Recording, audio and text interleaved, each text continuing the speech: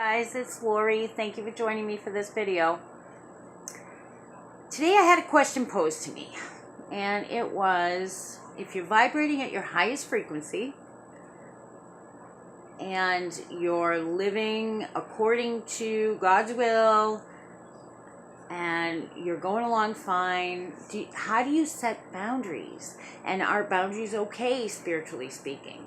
Of course they're okay, spiritually speaking. Okay, so first off, I want to say they need to be set. We can't walk around with no boundaries. Just like we can't have a country without borders. You know, you have to have it doesn't matter if you're the best country in the world, you need borders. You need some kind of law. You need some kind of structure. Without structure, you're going to fall apart. So if you're vibrating at your highest frequency and you work on that, first of all, how do you work on that? How do you make sure you're at your highest frequency? Well, first of all, you follow the Lord. You put the Lord first. Always put God first. In everything you do, if you put God first, you're going to be caring about other people. You're going to be focused on what He's saying to you and what to do and what is the best move to make. First of all, let us all remember that we're all imperfect. Not one of us on this earth is a perfect being. We all have our faults, but we have our expertise too. And if you're vibrating at the highest level possible, you're going to be knowing that. You're going to be feeling that. And if you walk into any situation, okay, so first of all, you know you're in the right scenario because you're putting God first. So you're going down the proper path, okay? And the only way you're going to know that is if you are in the right path. If you're in the right path, the right people are going to be pulled into your life. You are going to, what you're vibrating at is what's going to come to you. Sometimes there's lessons. I'm not going to say it's always good stuff. We have lessons. We have growth. Sometimes we go outside of what we're supposed to do and we have to pay the consequences. But boundaries, you have to set clear boundaries. You can't allow others to take advantage of you. And that can sometimes be tough when you're there to help.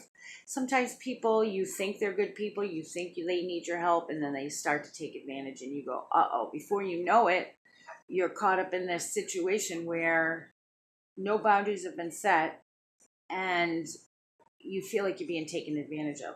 If you allow that to happen, what's going to happen is a resentment is going to be built. And then with the resentment, you're going to end up lowering your vibration because now you're full of resentment and you don't know how to get it out.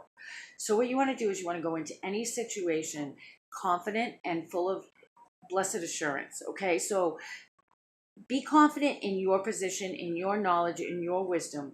Be confident in the position you're in, but know why you're in that position. If you know that you're in that position due to God, you're going to be humble because you know that you're flawed. You know that you can make mistakes, but you also know that you know what you know. So let's say that you're doing a job and you're doing it really, really well, and you know your stuff, and you know this is your calling and this is what you're supposed to do. But you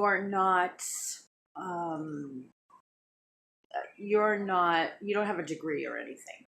And then you run into someone who's calling you out on that. Well, you know that that's an attack through a person. It's the enemy trying to make you feel down. It's that negative energy trying to put you down, lower your vibration. So you got to stand strong. You got to be confident. Confidence will attract the right people into your life, the right situations into your life.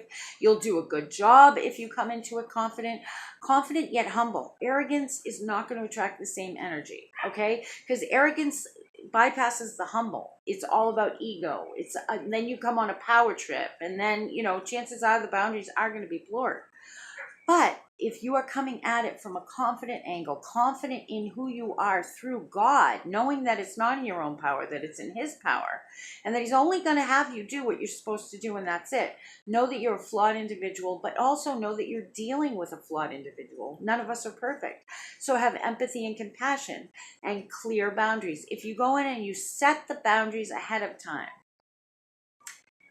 and stand by that in confidence and empathy and compassion. What's your goal here? What's your goal in the situation?